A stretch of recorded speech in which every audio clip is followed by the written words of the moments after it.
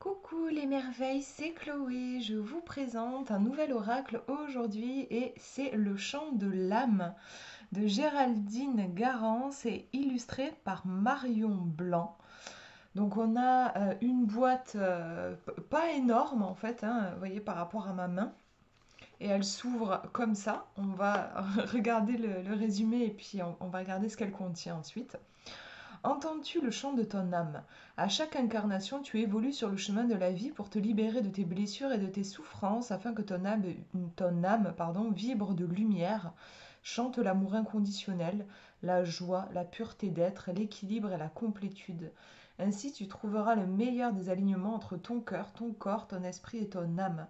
Grâce à cet oracle d'évolution spirituelle de 52 cartes, magnifiquement illustré par Marion Blanc, tu obtiendras des conseils ainsi que des réponses concrètes et éclairantes dans tous les domaines de ta vie. Un livre d'accompagnement de 196 pages, tout en couleur, t'aidera à mettre en évidence tes atouts pour réussir ou les obstacles à dépasser pour concrétiser les projets et te réaliser pleinement. Puissant et positif, cet oracle te donnera des clés importantes pour t'encourager, te motiver et t'épanouir. Laisse-toi inspirer par son énergie et tu recevras de précieux enseignements. Et on a déjà on a l'illustration de quelques cartes ici. Donc déjà au niveau du résumé, je trouve qu'on sent que c'est un oracle qui a été conçu pour nous aider dans notre incarnation, dans les choix qu'on va avoir besoin de faire, dans les difficultés que parfois on peut rencontrer. Et c'est ce qui m'a plu. Ce qui m'a aussi plu, c'est le fait qu'il y ait 52 cartes. C'est quand même, il y en a pas mal, quoi. Donc ça m'a intéressé aussi. Et puis je suis allée voir, alors je vous ai pas dit le prix, hein, je suis en train de parler, je regarde le prix qui est de 26 euros. Et donc je suis allée voir des reviews, parce que je regarde des reviews avant de commander les jeux. Et ce qui m'a attiré aussi, vous allez voir, c'est les noms des cartes, les thèmes des cartes. Je trouvais qu'il y avait quelque chose d'intéressant et notamment d'assez ancré dans le quotidien. Et moi, c'est beaucoup ce que je recherche. J'aime des jeux, que ce soit des oracles ou des tarots, qui soient bien ancrés dans notre quotidien. Donc, on va regarder ça. Donc, la boîte s'ouvre comme ça. On a du jaune. Donc, vraiment, les couleurs de l'oracle, c'est ce bleu nuit un petit peu et le jaune solaire. Hop, on a le livret donc qui est assez épais, hein, 180, je sais plus, 192 pages. Et à l'intérieur, les cartes. On va les regarder dans un deuxième temps. On va d'abord regarder le livret. Alors, le livret. On a une intro sur cette fameuse âme qui va s'incarner. Voilà, donc là, c'est un petit peu ça nous permet d'entrer en fait dans l'oracle. Alors, ce que j'ai beaucoup aimé aussi, et que ça pour le coup je ne l'avais pas vu quand j'ai regardé des reviews, c'est en lisant le livret, j'ai trouvé ça top, le concept, c'est qu'en fait le jeu, il est divisé en deux parties, enfin, il est constitué de deux parties distinctes, 26 cartes en fait. Vous avez, alors attendez, je vais essayer de retrouver à l'endroit où c'est évoqué. Mais je ne sais pas si je vais retrouver en fait. J'aurais dû mettre un petit marque-page. Il me semble que c'est 26 cartes. Vous avez en fait les cartes de lettres et les cartes de l'avoir. J'ai trouvé ça génial comme idée. En fait, vous avez les cartes de l'avoir où on est vraiment sur du concret. En fait, des événements concrets de la vie. Voilà, je sais pas moi, du genre un retard, je loupe mon train, je reçois un cadeau, voilà, les choses, ce qui nous arrive dans notre incarnation. Et puis vous avez les cartes de lettres qui pourraient, en fait, presque, enfin moi ça me faisait un peu penser dans le tarot, vous avez les arcanes majeurs et les arcanes mineurs. On dit que les arcanes mineurs font plus référence à la vie quotidienne et les majeurs à des grands moments de votre vie, en fait, par exemple un moment de transition, un nouveau chapitre de votre vie. Les énergies des arcanes majeures, en fait, elles peuvent perdurer sur plusieurs mois, tandis qu'un arcane mineur va vraiment déterminer le truc lambda, le truc que vous vivez là juste aujourd'hui, quoi. Et du coup, donc les cartes de lettres, ici, ce sont des cartes aussi plus spirituelles, en fait, plus en lien avec des notions spirituelles, tandis que les cartes de l'avoir sont plus dans quelque chose d'incarné. Mais finalement, les deux peuvent se rejoindre et vous avez le choix, du coup, vous pouvez utiliser le jeu avec toutes les cartes. D'ailleurs, les cartes de lettres et les cartes de l'avoir, elles ne sont pas... il n'y a pas des dos différents. Non. Quand on tient le jeu comme ça dans ses mains, on a l'impression qu'on a juste un oracle complet de 52 cartes. Vous voyez, il n'y a aucune distinction. Justement, après, c'est un peu le souci, c'est que vous n'avez pas de distinction. Donc, je trouve que si vous voulez faire un tirage spécial où vous ne tirez par exemple que les cartes de lettres et ensuite que les cartes de l'avoir, ben, franchement, c'est pas évident. Je sais pas trop. Enfin, du coup, il faut se référer au livret en fait et aller chercher dans le livret. Parce que dans le livret, vous avez, je sais pas si vous allez bien voir, mais on a une petite délimitation ici au centre du livret. Et on sait que du coup, voilà, vous allez avoir les cartes de l'avoir, donc là dans cette deuxième partie, et du coup les cartes de lettres se trouvent dans tout ce qu'il y a avant. Mais du coup, si vous voulez séparer voilà, les cartes du champ de lettres, donc si vous voulez séparer vos cartes, ben, il va falloir s'amuser. Moi personnellement, je ne l'ai pas fait, mais s'amuser à aller chercher la carte au gré du vent, la mettre de côté, voir la deuxième carte, changer de perception, la mettre de côté. Enfin, ou alors il y a peut-être quelque chose qui m'a échappé, mais moi j'ai pas vu comment on pouvait vraiment distinguer juste en regardant les cartes, savoir si c'est du champ de lettres ou de l'avoir. Alors, du coup, j'ai pas trouvé l'endroit où on nous le dit dans le livret. Euh, bon, bah c'est pas grave, du coup, enfin, je vous l'ai expliqué. Alors, on a aussi une présentation de l'oracle. Donc, on vous explique que pour chaque carte, vous allez avoir sa signification. Donc, c'est la signification générale de la carte. La carte du champ de lettres ou carte du champ de l'avoir. Donc là, ça dépend du coup, de la grande famille à laquelle appartient la carte. Là, vous avez des explications complémentaires liées à la catégorie spécifique de la carte. Vous avez ensuite le message du chant de ton âme. Donc là, c'est le message de ton âme pour t'aider à aller vers ton évolution, ta réalisation, à entendre le chant de celle-ci. Et des mots-clés, je trouve que ça c'est bien fait. Vous avez des mots-clés plus, donc en positif, et les mots-clés moins, là ça va être en négatif. Donc vous avez donc ici une synthèse rapide de la signification de la carte dans ses côtés positifs ou négatifs. Ça c'est chouette parce que ça peut vous permettre, moi j'aime bien faire des tirages notamment au niveau de l'équilibre des énergies et voir quelles sont les énergies négatives liées à une problématique que j'ai, quelles sont les énergies négatives, quelles sont les énergies positives. En gros, qu'est-ce qui a besoin d'être guéri, soigné, ça va être les énergies négatives, et sur quoi je peux m'appuyer, les forces déjà présentes, ça va être les énergies positives. Avec ce jeu de cartes, vous avez tout de suite, l'auteur en fait vous a pré-mâché le travail, et vous allez tout de suite vous référer dans le livret aux mots-clés, donc soit positif, soit négatif, suivant ce que vous recherchez, et vous avez tout de suite la réponse à votre question. Donc ça, je trouve ça cool. Ah ben voilà, ça y est, c'est là, le champ de l'âme est formé de deux catégories de 26 cartes chacune. Les cartes du champ de l'être et les cartes du champ de l'avoir, c'est ce que je vous expliquais. Être ou avoir, nous retrouvons ici toute la dualité de l'être incarné. Préférons-nous laisser chanter notre être ou laisser chanter tout notre avoir pour mener à bien notre vie et notre incarnation? Quel appel ressentons-nous? Comment pouvons-nous vivre en harmonie en étant dans l'être et dans l'avoir? J'ai trouvé la réflexion très intéressante et je vois en fait le côté en gros un petit peu incarnation, spiritualité, comment est-ce qu'on fait coïncider les deux en fait. Donc là, les cartes du champ de l'être, ce sont des cartes d'introspection qui invitent à la conscientisation de toi-même, de ce que tu vis afin d'évoluer, de construire ou de consolider ton être intérieur, tes énergies psychiques ou spirituelles. Le champ de l'être est lié à l'âme, tandis que les cartes de l'avoir, elles sont reliées à la matière, à des situations concrètes qui te donnent des indications sur des événements que tu as à vivre. On est dans le concret. Le champ de l'avoir est lié à la personnalité terrestre. Les deux catégories de cartes se combinent parfaitement, elles apportent des précisions matérielles, psychologiques et spirituelles. Nous verrons comment utiliser au mieux cet oracle et les deux catégories de cartes selon différents tirages. Voilà. Moi, j'apprécie vraiment qu'il n'y ait pas de dos différents.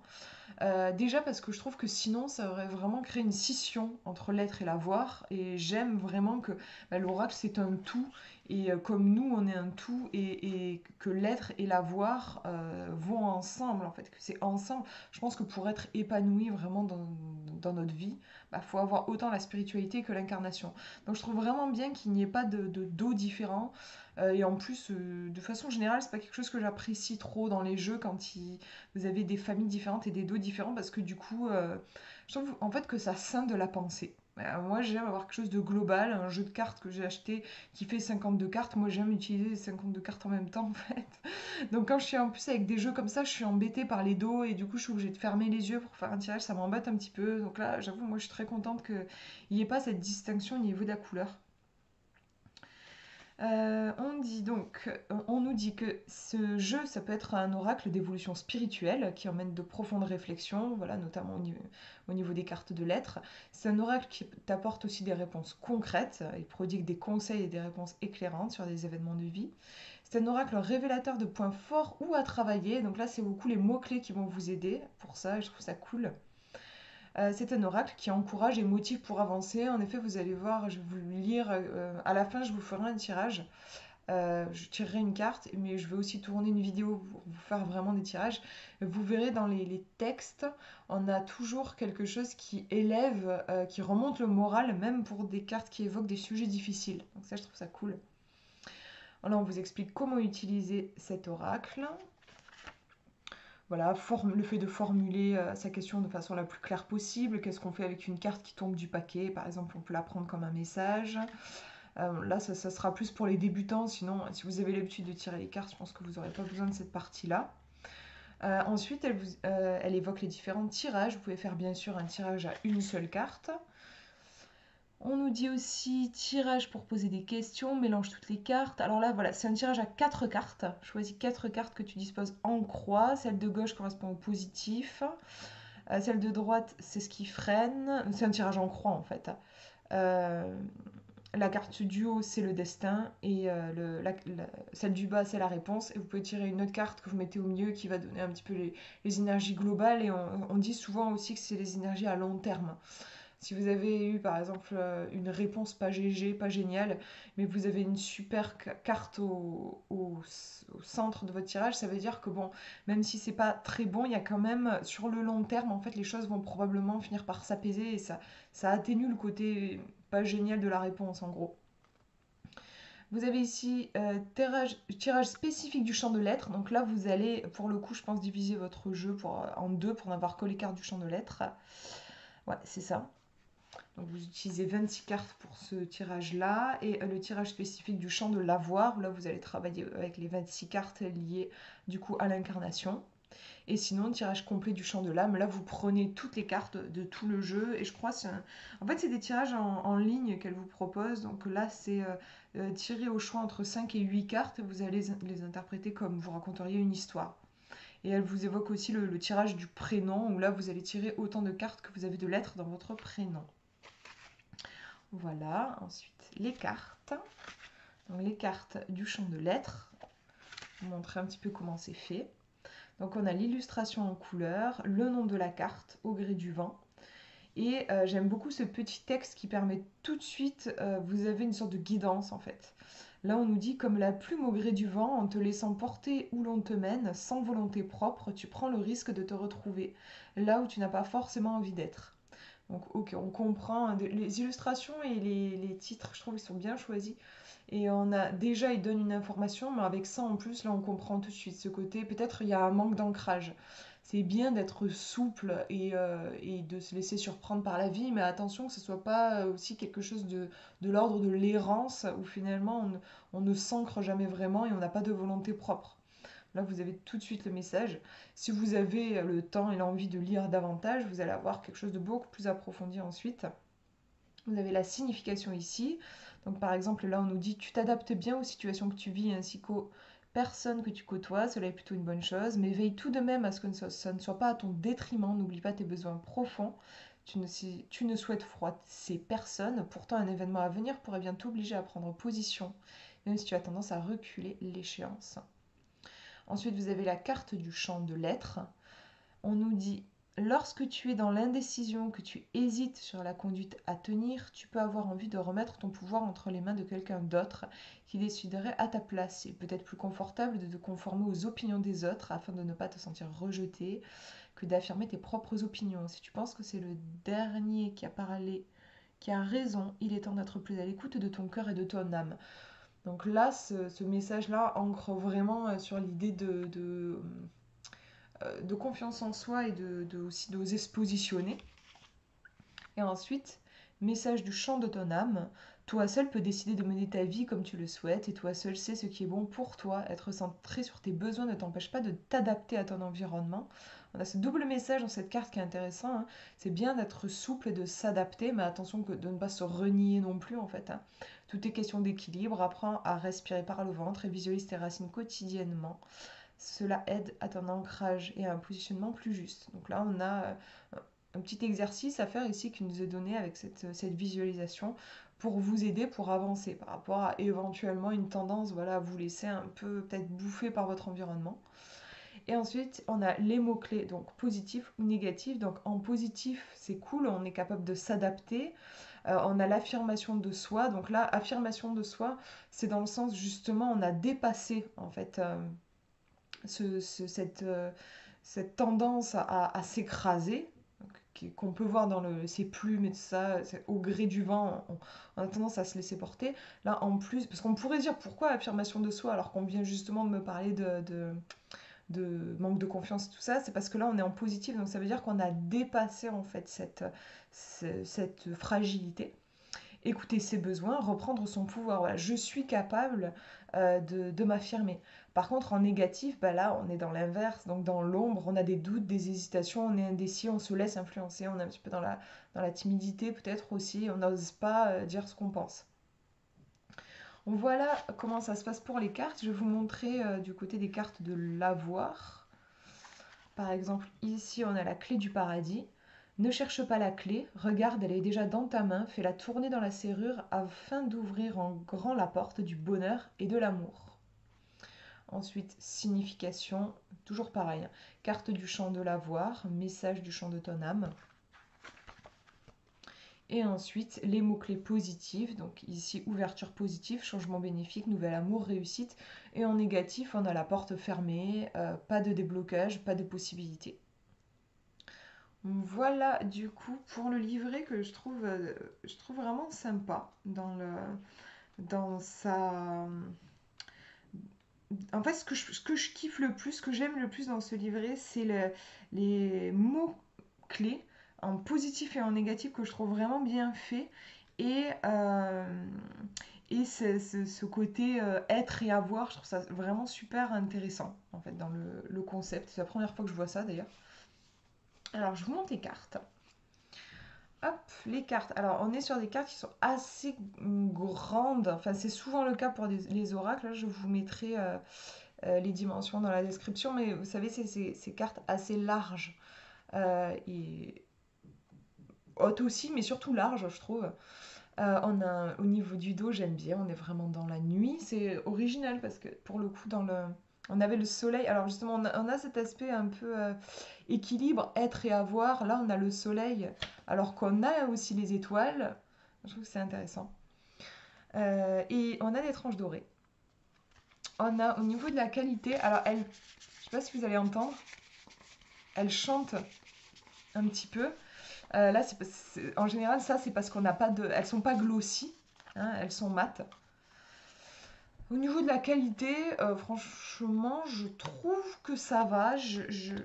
Après, je les ai depuis pas longtemps. J'espère qu'elles vont pas s'abîmer sur les côtés là. Bon, pour le moment, franchement, je les ai quand même pas mal brassées. Je les ai beaucoup testées ces cartes. Et franchement, il n'y a aucun souci pour le moment. Donc, je dirais chouette. Allez, je vous montre les cartes. Bon, j'espère qu'elles vont pas être dans tous les sens. Je les ai pas classées. Alors, voilà, les coups de bâton. Alors, attendez, je vais voir au niveau de la mise au point, si je peux faire mieux ou pas. Bon, je crois que j'aurais pas mieux. Les coups de bâton. Alors, on n'a pas de numéro aussi. Ça, c'est vrai que c'est pas évident après pour aller chercher dans le livret. Moi, parce que c'est pas par ordre alphabétique en plus. Enfin, non, il me semble pas. Et du coup, c'est pas évident. En fait, il faut réussir à trouver si on est dans le champ de l'être ou si on est dans le champ de l'avoir. Et en fait, je le fais un peu à l'instinct, moi.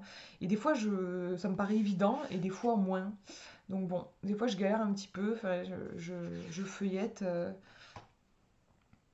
voilà, au gré du vent, là, celle-ci on sait qu'elle est dans l'être.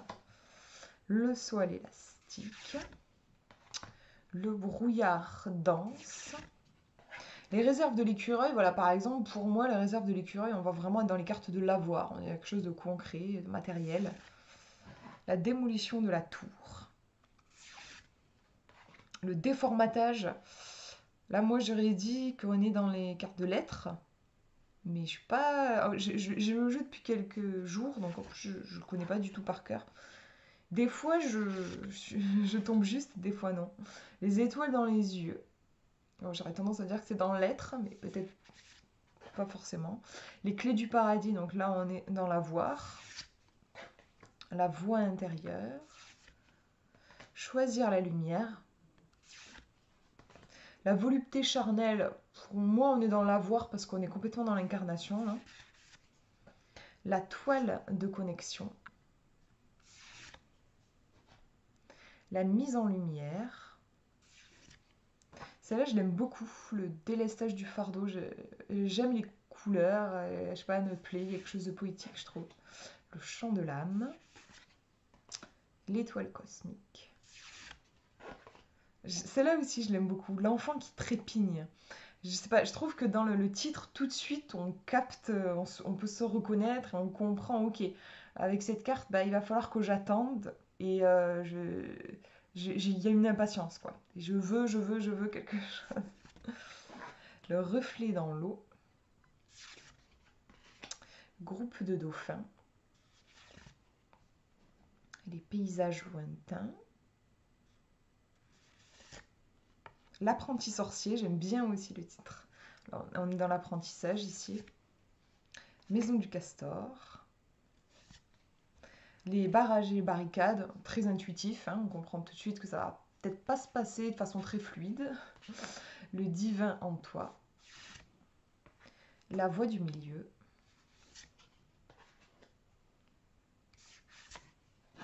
La fête de village, j'aime beaucoup. Et donc là, celle-ci, il me semble qu'elle est dans les cartes de l'avoir. Parce qu'on est vraiment, en fait, on est dans le concret, quoi. On est vraiment dans le concret ici. Voilà, la fête du village. Le coup de poignard. Donc on a, vous voyez, des cartes qui évoquent quand même des situations compliquées aussi. Hein. La mentalisation égotique. J'ai trouvé le terme intéressant. Là, en fait, on est vraiment dans le cerveau qui veut tout contrôler. On n'arrive pas à se laisser aller à notre émotion, en fait. Les cœurs à l'unisson. L'ouverture de la chrysalide. La roue du moulin.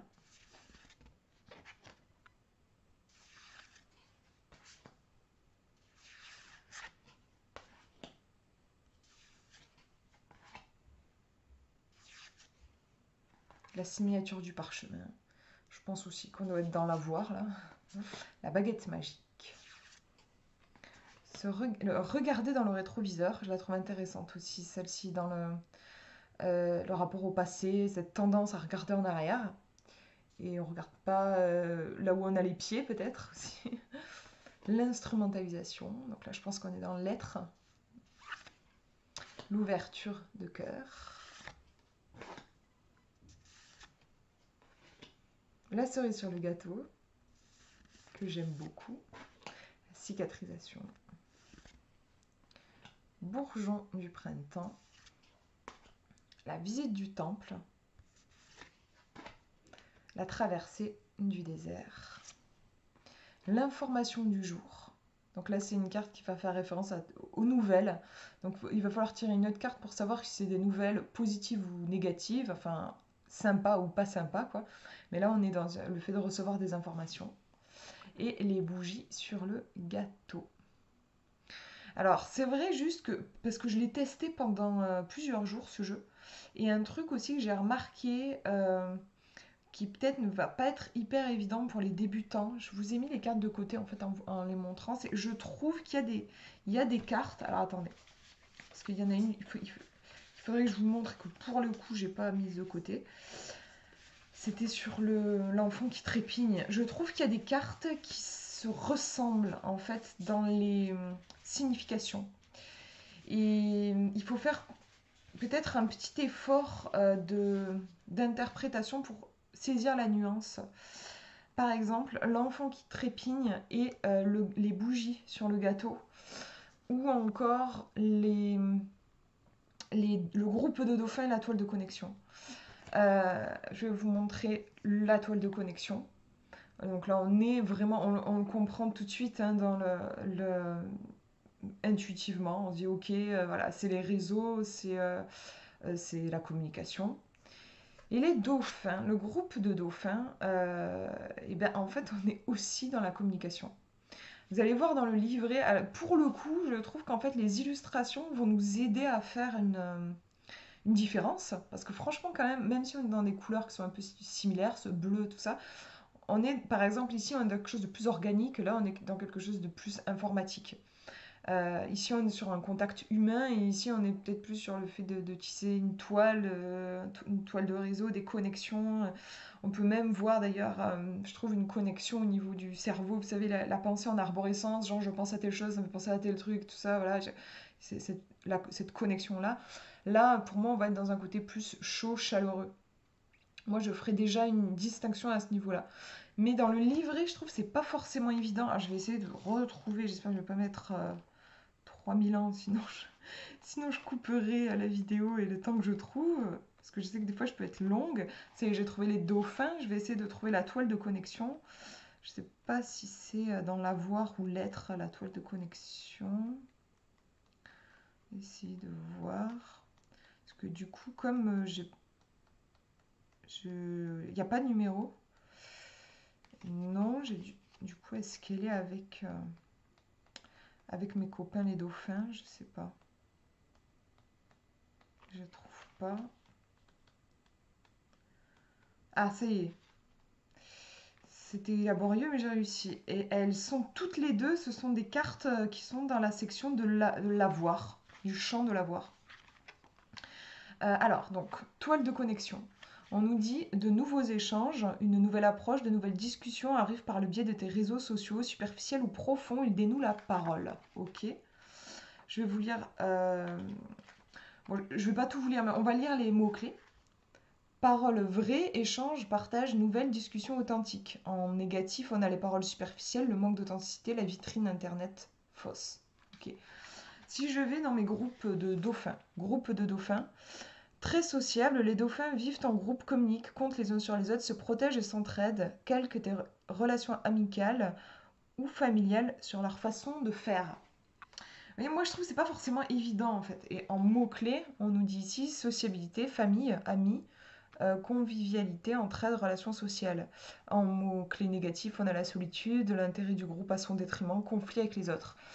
En fait, je trouve que si on fait une interprétation grossière des cartes, on va dire, moi je vois ça, je dis communication, et je vois ça, je dis communication. Et du coup, je me retrouve avec des cartes qui semblent dire la même chose alors qu'on a bien deux cartes différentes. Et donc, pour moi, il faut faire un petit effort pour voir quelle différence réelle je vais faire. Alors, c'est vrai que on nous parle ici dans les mots-clés un petit peu de le côté négatif, le côté faux d'Internet, les relations. Peut-être on va être dans des relations ici qui sont plus superficielles, en fait, plus en surface, tandis que là, on a des relations plus en profondeur, plus chaleureuses. Mais voilà, je trouve que ça demande un petit effort d'interprétation pour ne pas tomber dans des interprétations globales et du coup pas subtiles. Voilà. Autre exemple, l'enfant qui trépigne et les bougies sur le gâteau.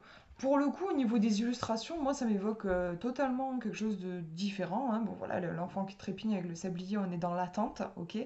Les bougies sur le gâteau, je sais pas, ça m'évoque la fête, voilà, le fait de s'amuser et tout. Mais dans le livret, vous avez alors l'enfant qui trépigne. Est-ce qu'on est dans les cartes de l'avoir? L'enfant qui trépigne. Les bougies sur le gâteau, je suis presque sûre que c'est dans l'avoir. Voilà, c'est bon.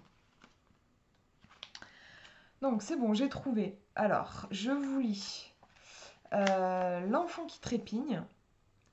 Il ne sert à rien de vouloir aller trop vite. Prends le temps de bien intégrer les expériences. Tout vient à point à qui sait attendre. Ok. Les mots-clés. On nous dit patience, espoir, avancement, réalisation après un temps donné. En négatif, impatience, insatisfaction, attente et désir. Et pour notre ami le gâteau, on va avoir le temps qui passe, année après année, te permet de gagner en sagesse et d'apprendre la patience sur le mûrissement des choses et des situations. Vous voyez qu'on a quand même quelque chose, je trouve, qui ressemble beaucoup. Et en mots-clés, vous avez la patience, le mûrissement des choses, la concrétisation, la sagesse, le temps qui passe. Et en mots-clés négatifs, attente, impatience, angoisse liée au temps qui passe. Franchement, c'est très similaire, je trouve. Je vous remontre hein, les mots-clés patience, espoir, voilà. Et ici, mots-clés, patience, mûrissement des choses. Et sur le coup, moi, en fait, j'ai fait des tirages. Et j'avais du mal, juste en me référant au livret, c'est que je me disais finalement, quelle est la différence.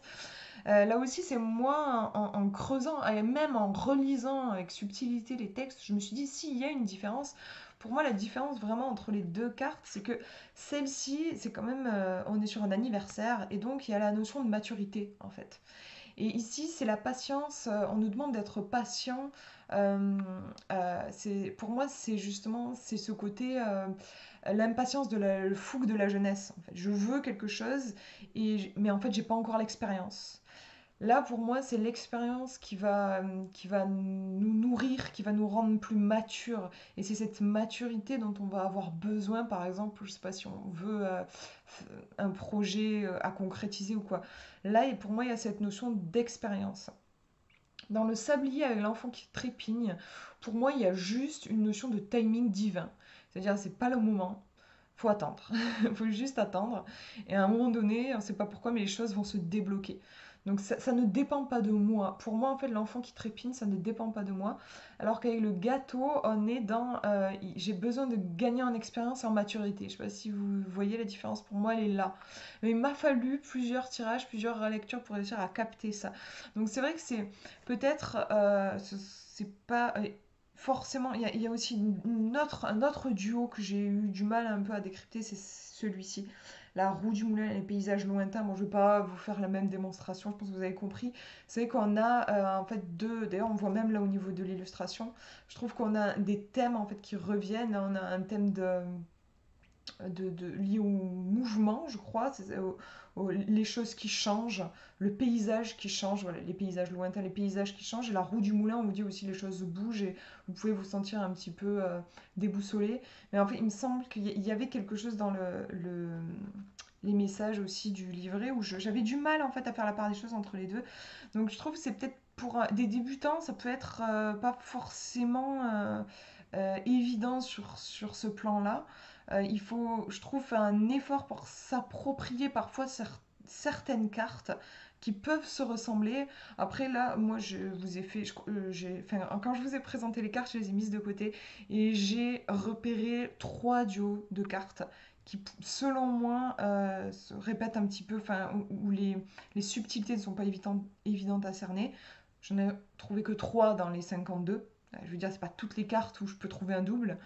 Mais voilà, c'est quand même quelque chose que j'ai expérimenté moi, vécu moi, donc je voulais vous en faire part euh, pour que vous le sachiez. Peut-être aussi pour s'il y a des gens qui ont le jeu et qui, comme moi, bug un peu sur, par exemple, la toile de connexion, le groupe de dauphins, quelle différence on fait. Vous avez, moi, mon interprétation, comment je fais la différence entre les deux.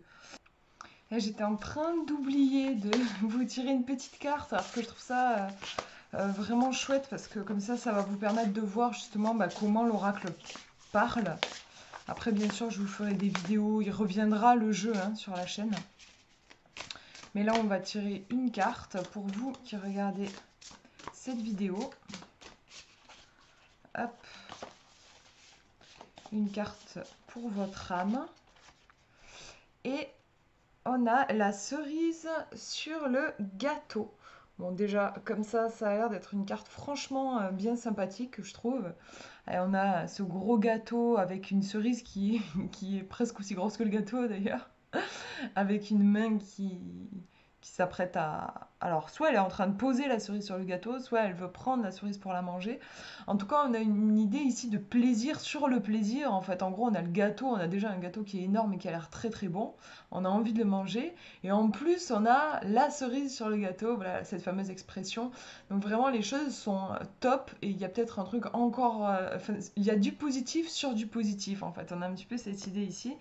Alors, je vais chercher dans le livret. Donc là, je crois qu'on est dans les cartes de l'avoir avec cette cerise sur le gâteau. Voilà. C'est souvent lorsque tu savoures déjà ta vie avec joie et délectation que se rajoute un bonheur supplémentaire. Aussi, prépare-toi à une belle surprise qui va te combler au-delà de tout ce que tu as déjà. Signification. Une très belle surprise arrive pour toi, quelque chose auquel tu ne t'attends pas forcément ou que tu n'espérais plus et qui arrive enfin. Dans tous les cas, cela va te combler d'aise, de bonheur et de joie.